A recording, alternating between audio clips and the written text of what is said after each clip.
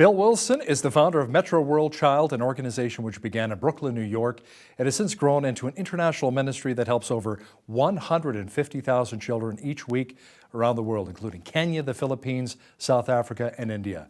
Pastor and Dr. Bill Wilson was participating in medical ministry work along the Syrian border when he was shot in the back. That was on Tuesday, October the 10th. And Pastor Dr. Bill Wilson joins me now via Skype. Doctor, thanks for joining me. Thank you, Al. It's good to be here. At this point, it's just good to be anywhere.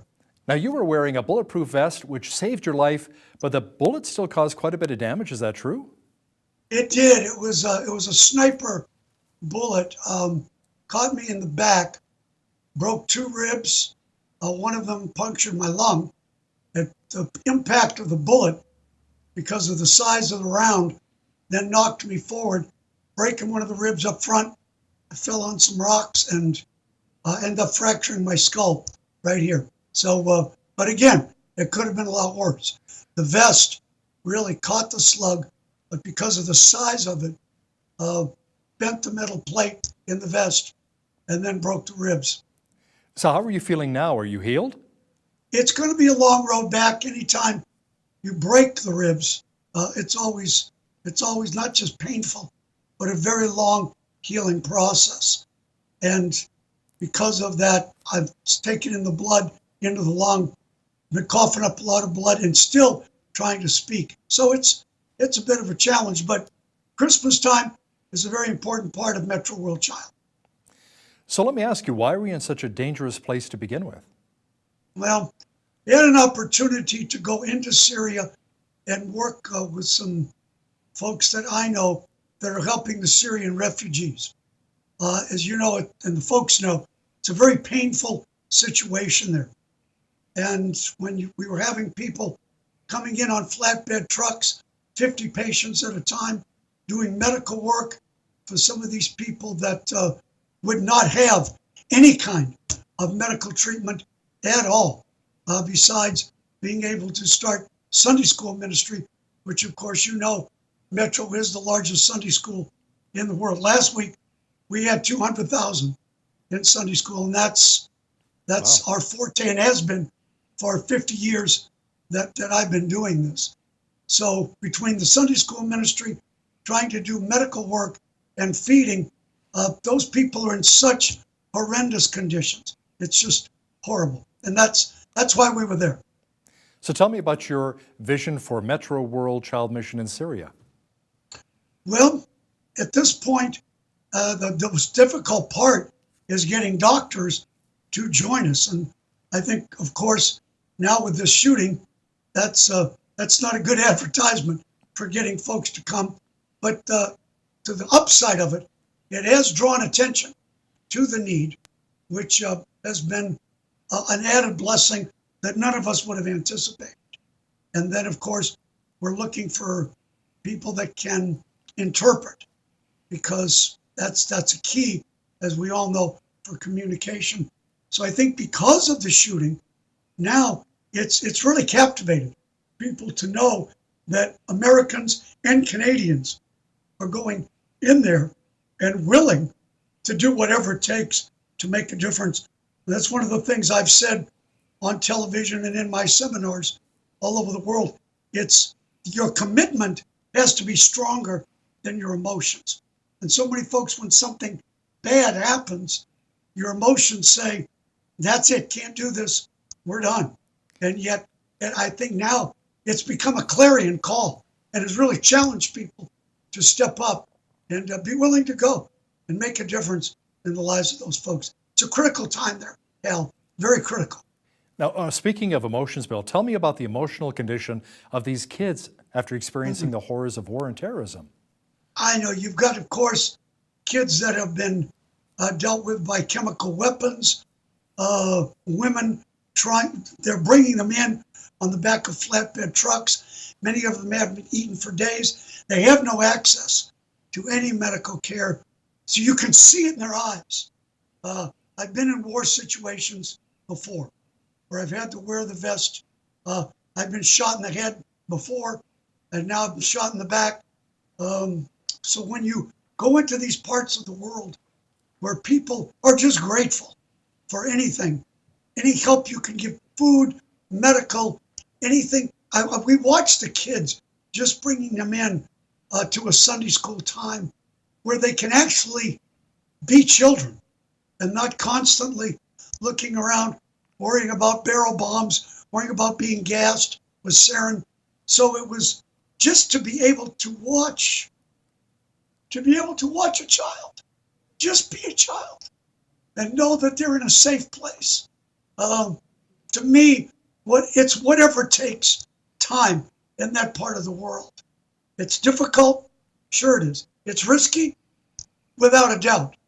But at some point, we have to take the message of Christ into them, knowing that that really is their only hope. We talk in North America about hope. These people have no hope.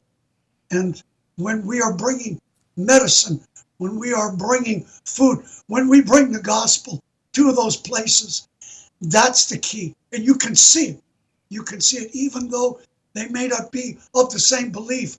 Just for them to have someone smile, to sit with them, to care for them, to tell them that they care about them. Hell, I wish you could go with me on some of these places, because you would see some things that many North Americans would never see in a lifetime.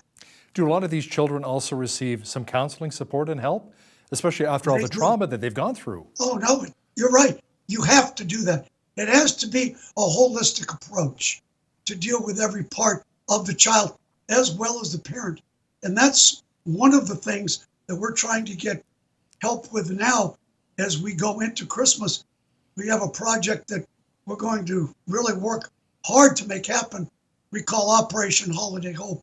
And those kids, we're really hoping to be able to at least bring them something for Christmas to share the love of Christ and the love of humanity towards them, because many of them don't really know what that is. So your plan is to go back to Syria then? It will be. It's going to be a time of mending for me when the ribs are broken and the fractures and so forth. It's going to take some time. But the rest of the team is still there. They're working hard. They're serving. And as I said, we're believing that this is going to draw enough of attention to the need to get other people willing to go and volunteer as well. Now let's bring it a little closer to home here. Tell me Yes, about sir. what you're doing in North America to help kids as we edge a little bit closer to Christmas. Yes. And that's this Operation Holiday Hope project. And it's really not even just for the kids in North America.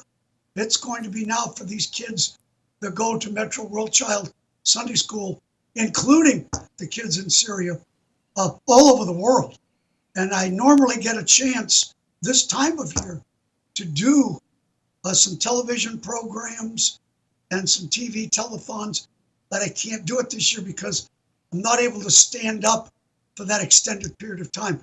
So now we've got churches that are saying they want to make Metro World Child a part of their Christmas project. We've got some businessmen that we're so grateful for that are stepping up and wanting to do some end of the year giving to provide Christmas gifts, Christmas food for some of these kids that live.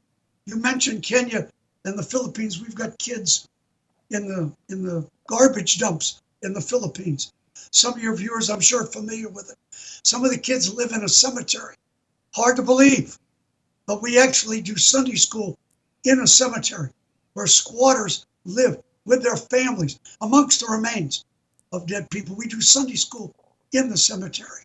Wow. And this Operation Holiday Hope is an opportunity for everyone now to be involved, especially with me in the physical condition I'm in, not being able to do what I normally do. If we ever needed folks' help, it's this year. And I want to say thank you for giving me this opportunity to share with your viewers, because this is what's going to make this year's Holiday Hope happen around the world. So thank you so much, man.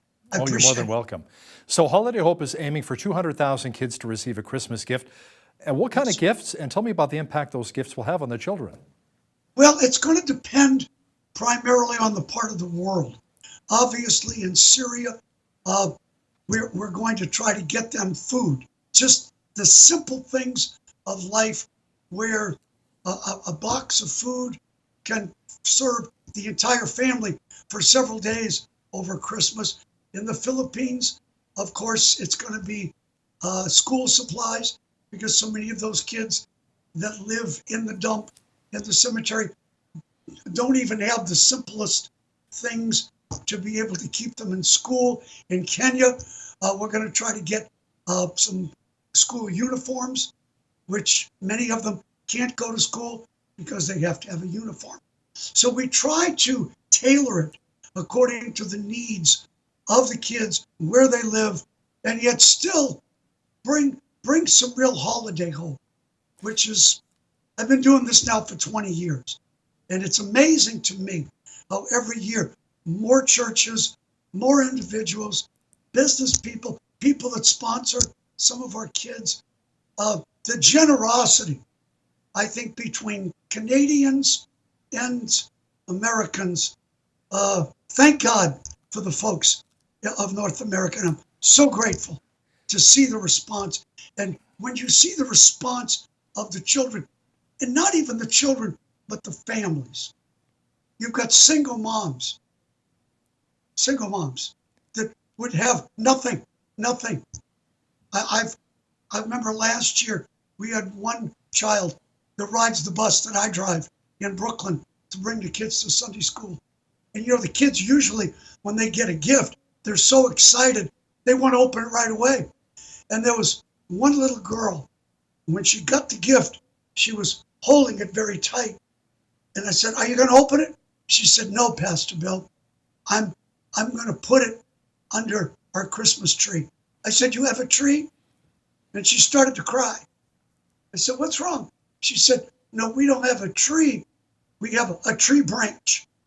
And we hung a extension cord light on there. The tree branch was a Christmas tree. And she's going to take that one gift and put it under the branch. That's what this means, Hal. And that's what your viewers need to understand. The smallest things can bring the greatest amount of hope to a child's life. I understand that because my mother left me on a street corner. I used to hate Christmas, but it was only because of Christians that made it possible for me when I was young. So this is what we're trying to do now. Same thing they did for me. And now you're making a world of difference out there. Thank you so much for your commitment and for a wonderful We cause. can't do it without people. Yeah. We can't do it without folks' hope. And stations like yours. Again, thank you so much. Oh, Thank you're more you than for your welcome. kindness.